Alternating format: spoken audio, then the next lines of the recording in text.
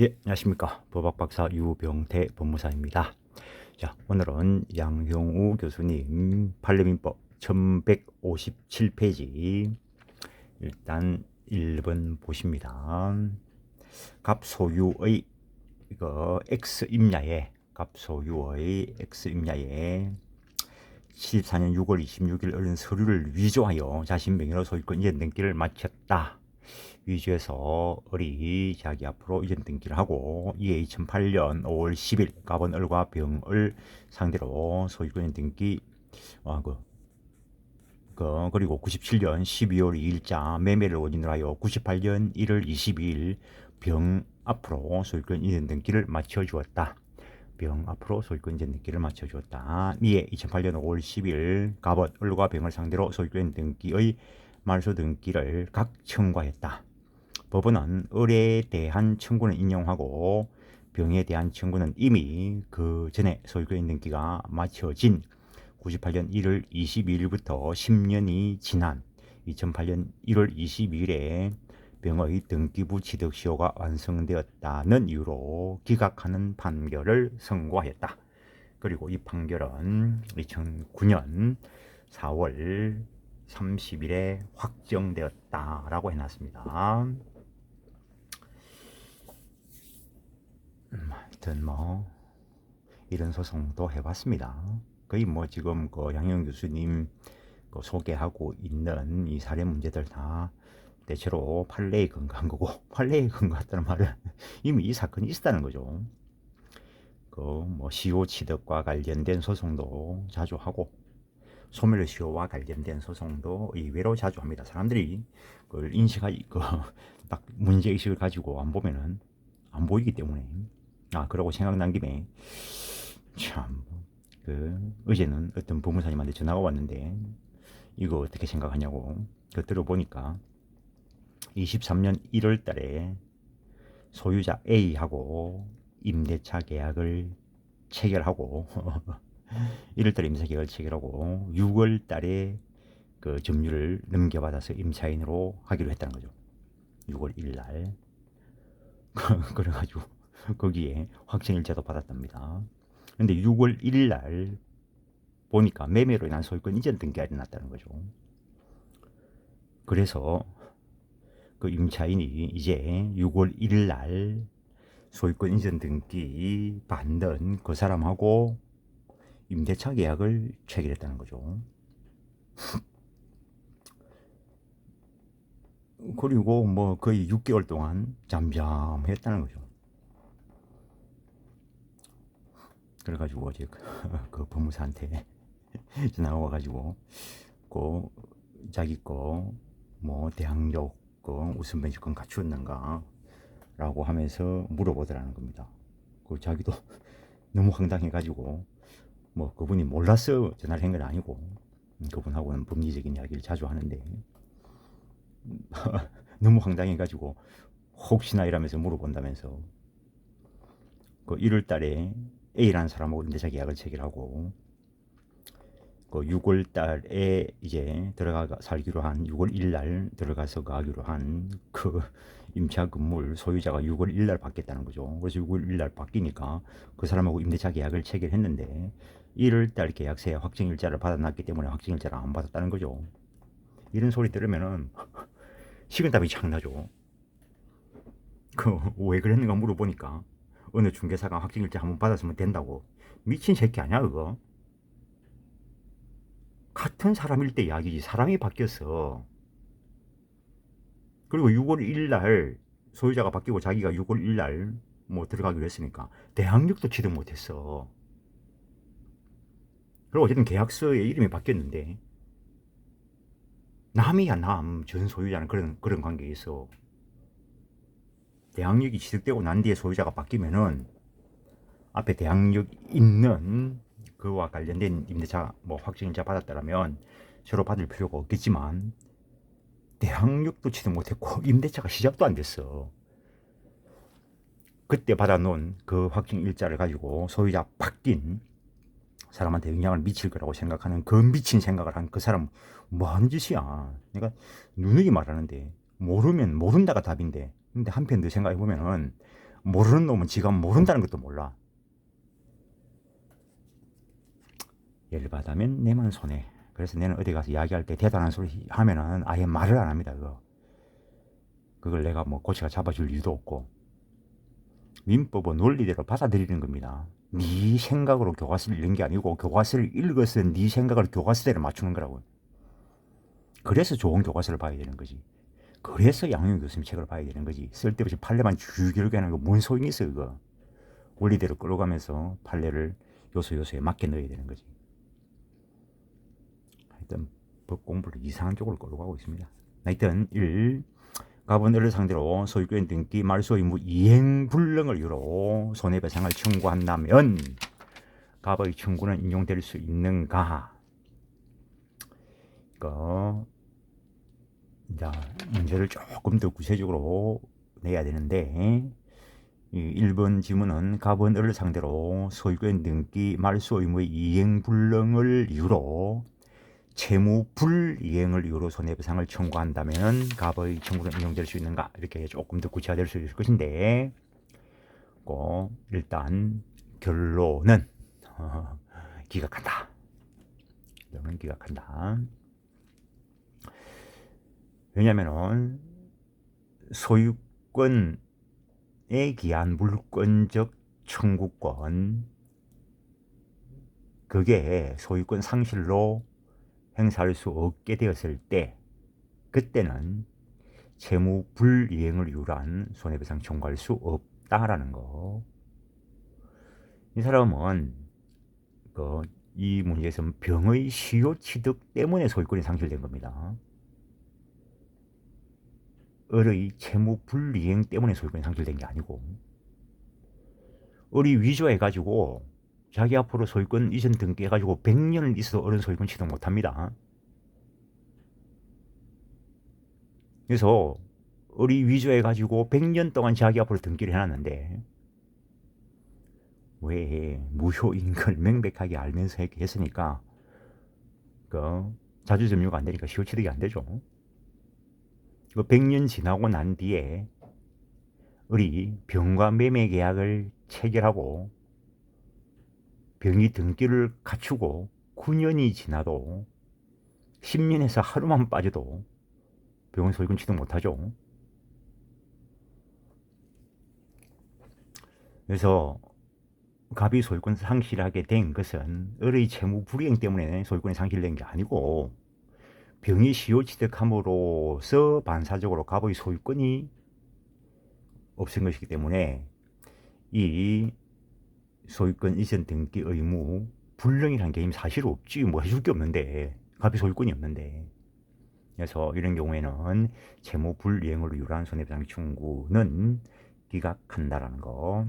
그 다음에 2번, 갑은 을을 상대로 부당이득에 의한 반환 청구 또는 불법행위로 인한 손해배상을 청구한다. 이 경우 갑의 청구는 인용될 수 있는가 하는데, 우리 양 교수님께서 종래에 있던 이론만 써놨습니다.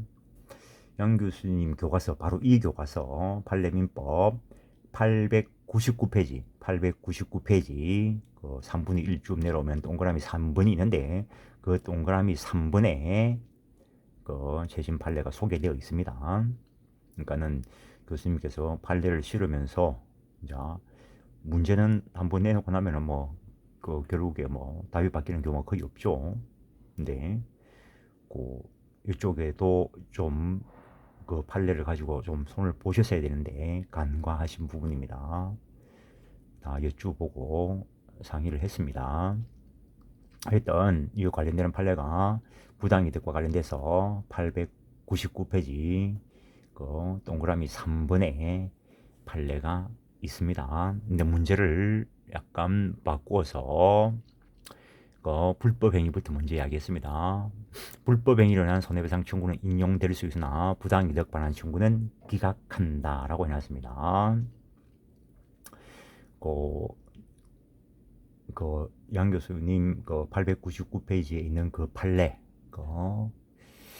2022년 12월 29일 선고된 2019-27275 이 판례가 양 교수님 교과서에 있습니다. 이 판례민법에 그 판례가 나오기 전에 이론상으로 있던 것만 가지고 했고, 그래서 그 불법 행위와 관련돼서 화면을 보시면 판례에 의하면 소유권 상실이 확정된 때인, 여기서 병의 등기부 취득 시효로 소유권 등기 청구의 소가 패소 확정된 때부터 불법행위라는 손해배상 청구권의 소멸시효가 진행하므로 소멸시효가 완성되기 전에는 불법행위로 인한 손해배상 청구는 인용될 수 있다라는 거. 이것도 조금 이따가 내 교재를 가지고 이야기할 겁니다. 그 다음에 최근 판례는 해놓고 관련에 한 번 더 이어놨습니다. 양 교수님 교과서에 있다 했습니다. 근데 앞에 보면은 판례는 해놓고 뒤에 뭐 갈로이가 판례 번호 안 썼습니다. 그냥 앞에 판례, 이런 판례 있다라고 하고, 왜냐면 답안지 쓸 때 판례에 의하면 뭐 판례는 이렇다고 한다라고 하고 쓰면 되지, 간혹 가다가 책에는, 교과서에는 보면 전부 다 뭐 해놓고 그 뒤에 갈로 치가지고 판례 번호를 기재해 놔니까 옛날 사법시험 할 때부터 그러더만은 부문서 공부하는 사람들도 그 판례 번호를 기재해야 되냐, 미쳤어. 그걸 어떻게 기재해. 그걸 만약에 내가 출제자이고 내가 채점자인데 판례 넘버 기억해가지고 그거 써놨으면은 그 보단하고 까락 줘버릴 거야. 그거는 명백하게 그 판례를 딱 외웠다는 거지. 외우는 거는 AI가 더 잘해. 앞으로는 그 외우는 거 가지고 뭐 하는 시대는 이제 지나갔습니다. AI 없어도 판례 검색은 컴퓨터 가는 게 훨씬 나아. 그 외우는 거 뭔 필요가 있어요. 원리를 알고 있어야 되는 거지.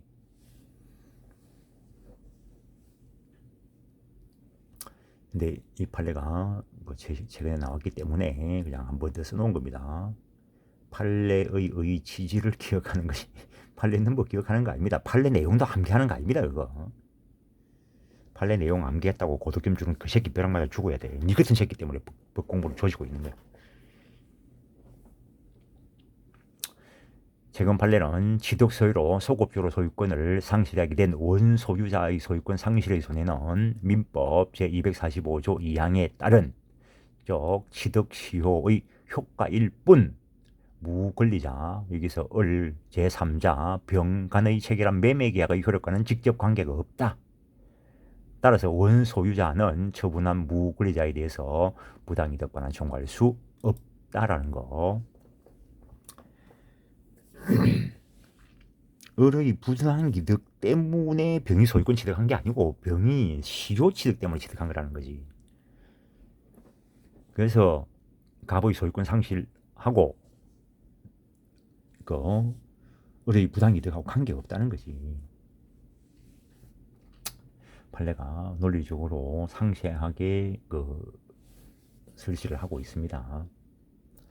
그 정도 하고, 그 다음에 1158페이지 2번, 갑은 을 소유 X 토지 중 일부를 침해하여 갑은 을 소유 X 토지 중 일부를 침해하여 Y 건물을 건축하였다. 을은 이 침범된 부분의 토지를 갑에게 매도하기로 매매계약을 체결하고, 그래서 요 침범된 요 부분을 우리 갑에게 매도하기로 매매계약을 체결하고, 을은 매매대금에 가름하여 을과의 계약에 따라 자신의 점포를 의 명의로 소유권 이전 등기를 맞춰 주었다. 그래서 일단 여기에 대물 변제 이런 법리가 적용될 수 있는데 그건 별개로 하고, 어쨌든 갑은 자신의 의무 이행은 했는데 아직까지 을이 X토지 중 침범된 부분을 분할하여 갑 명의로 소유권 이전 등기를 맞춰주기 전에 병이 갑 소유의 X 건물을 경매 절차에서 매각받아 소유권을 취득하였다. 그래서 갑이 토지를 분할해서 이제 넘겨받기로 했는데 그 토지에 대해서 등기를 갖추기 전에 갑 소유의 건물이 경매를 통해서 병이 소유권 취득하였다. 이에 을은 병을 상대로 침범된 부분의 토지 인도를 구한다. 을의 청구는 인용될 수 있는가 해놨는데 이것도 기각한다는 거. 이거는 결국에 소유권에게 반환 청구할 수 있다. 단 상대방이 거부할 수 있는 권리인 때는 그러하지 아니하다 이런 식으로 돼 있는데 점유를 정당화하는 권원 점유자가 물건을 점유할 권원, 그게 지상권, 전세권, 유치권, 질권, 임차권, 동시행항변권 등을 가진 때에는 반환을 거부할 수 있다. 미등기 매수인의 점유도 소유자의 반환 청구권에 대해서 거절할 수 있는 정당한 권원이 됩니다. 양 교수님은 다른 판례를 소개해놨는데 이 판례가 조금 더 맞다고 봅니다. 물론 이 판례도 양 교수님 교과서에 있습니다. 따라서 토지의 매수인이 아직 소유권 등기를 격려받지 아니하였다 하더라도 매매계약의 이행으로 그 토지를 인도받은 때에는 매매계약의 효력으로 이를 점유 사용할 권리가 생기는 것으로 보아야 하고 또 그 매수인으로부터 위 토지를 다시 매수한 자는 위와 같은 토지의 점유 사용권을 취득한 것으로 봄이 상당하므로 매도인은 매수인으로부터 다시 위 토지를 매수한 자에 대하여 토지 소유권에 의한 물권적 정권 행사할 수 없다라는 거. 그래서 2번 월의 청구 기각한다라는 거. 그 다음에 문제 3번 갑소유의 X토지는 원래 집안이 인접토지보다 3m 정도 낮고 웅덩이가 패여진 상태로 하천 인접지역의 황무지로 방치되어 있었고 그 일대가 상습 침수지역으로서 인근 농경지까지 침수되는 경우가 잦았다. 그래서 시험장에 가면은 쓸데없는 것들 막 쭉 드러났습니다. 딱 보면은 기가 질리게. 나는 시험장에 가서 시험 지문이 길면 그냥 웃습니다. 다른 사람은 쫄아도 나는 안 쫄아. 이에 을지는 X 토지에서 원리시에서 발생하는 오물을 매립함으로써 이를 위생적으로 처리하기로 계획을 세운 다음 X 토지의 연탄재 등의 쓰레기를 매립하여 양질의 농지를 만들어주겠다고 갑에게 제의하여 동의를 받고서 공사에 착공하여 농작물 경작이 가능하도록 완료하였다. 그런데 X 토지 아래에는 생활 폐기물 등이 혼합하여 매립되어 있었다. 이에 갑원을 상대로 약정과는 달리 생활 쓰레기 등을 위법하게 매립하였다는 이유로 소유권에 의한 방해 청구권으로서 쓰레기의 수거 및 원상 회복을 청구한다. 갑의 청구는 인용될 수 있는가? 인용 안 된다. 기각한다는 거. 방해가 현존하고 있을 때 방해 제거의 문제인 것이지 방해가 종료되어 버렸다면은 방해 제거 청구의 문제가 아니고 불법행위로 인한 손해배상 청구로 가야 된다라는 것. 그 정도 하시고 문제 4번 갑 소유의 X 토지에 을이 무단으로 Y주택을 신축한 다음 병과 임대차 계약을 체결하였다. 갑 소유의 토지에 을이 무단으로 건축하고 그리고 병과 임대차 계약을 체결했다. 임대차 계약에 따라 병은 을로부터 Y주택을 인도받은 다음 전입신고를 하였다. 이 경우 갑은 X토지의 소유권에 의한 방해 배제로서 병을 상대로 Y주택의 퇴거를 청구할 수 있는가? 퇴거 청구할 수 있다라는 거. 건물 철거나 토지 인도 청구는 건물을 소유하는 을이 건물 부지를 점유하고 있는 것이기 때문에 건물 철거나 토지 인도 청구는 건물 소유자에게 해야 되겠지만 그 무단 건축을 임차한 임차인이 그 건물에 살고 있으면은 그렇게 건물을 철거 못 하겠죠.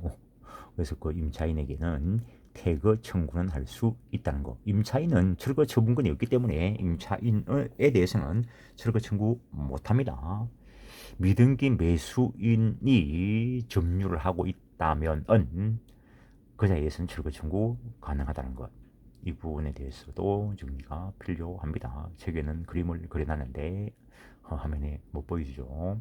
일단 오늘 한 것 중에서 1번 문제 상당히 좋은 문제고 종래 이론상 이야기되던 부분이 판례로 정립된 것이니까 재심 판례 확실히 알아둬야 됩니다. 그와 관련된 게 이 왼쪽에 화면에 올렸는데 일단은 바빠도 오른쪽에 화면이 좀 크게 보여야 되는데 오른쪽에 화면에 뭐라고 써놨냐면 중간에 23년도에 요 민법을 내가 볼 겸 편집해가지고 구입을 원하시는 분들한테 판매를 했습니다. 그래서 23년 판을 구입하셨던 분들은 요 내 이메일 찾으려면은 여러 가지 찾을 수 있습니다. 이미 구입하신 분들은 대부분 알고 계시고, 구입하신 분들은 요 이메일로 메일을 주시면은 내가 그 24년판에 추가된 요 판례 내용 답장으로 첨부 드립니다. 핸드폰 문자로 보내지 마십시오. 핸드폰 문자로 보내면 내가 일일이 다 내가 옮겨야 되니까 메일로, 내 이메일로 보내달라고 하면은 요거만 보내드립니다. 24년판에 추가된 판례 전부를 다 들을 수는 없습니다. 24년판도 내가 보기 위해서 지금 이제 편집을 하고 내 것만 만들 건데, 판매하는 거 내 귀찮아서 못하겠습니다. 돈이 되고 안 되고 떠나가서 내가 귀찮아서 못하겠습니다. 그래서 23년 판 구입하신 분들 중에서는 그 이메일 주시면은 간간히 이렇게 하는 부분들은 내가 답장으로 바로 첨부해가지고 보내드리겠습니다. 최종 매수인이 소유권을 등기부 시효취득함으로써 소유권을 상실하게 된 자의 구제, 조금 했던 그 내용입니다. 문제의 소재 값 소유의 부동산 등기 명의를 을이 위조하여 자신 명의를 등기한 후 이를 병에게 매도하여 이전 등기하고 병이 등기부 시효취득함에 따라 갑의 소유권이 상실된 경우에 갑은 어떻게 보호받을 것인가? 물권적 말소 등기 청구권의 이행불능으로 인한 채무 불이행으로 인한 손해배상 청구권 인정 안 된다 했습니다. 390조 손해배상 청구권 인정 안 된다. 따라서 이런 경우에는 그 동일선상에 있는 대상 청구권도 부인된다. 그 다음에 사기 강박대가 관련된 거 구별할까 하나 해놓은 것이고, 그 다음에 쭉 내려오면은 불법 행위에 대한 손해배상 청구는 인과관계가 있기 때문에 인정될 수 있다. 이때 손해배상 발생 기준 시점은 배소 판결 확정된 때를 기준으로 한다. 그래서 배소 확정 시의 부동산 시가 상당액이다. 그 정도 하고 시효 기간에 대해서는 또 좀 논의가 있을 수 있기 때문에 넘어갑니다. 고의 불법 행위 저지른 자에 대해서는 과실상계 안 한다는 거. 부당이득의 문제, 종래의 이론상으로 인정해야 된다는 견해가 있었는데, 근래 앞에서 말씀드렸던 채권 판례 원소유자는 처분한 무골자에 대해서 부당이득 반환 청구할 수 없다라는 것. 이 사람은 기본적으로 이 갑의 소유권 상실하고 을의 이득 취득하고는 관계없다 했습니다. 갑의 소유권 상실은 병이 시효 취득했기 때문에 상실한 것이지 을이 매매 대금 받았기 때문에 상실한 게 아니라는 거. 그래서 부당이득 반환 청구할 수 없다라는 것. 오늘은 여기까지 하겠습니다. 예, 수고했습니다.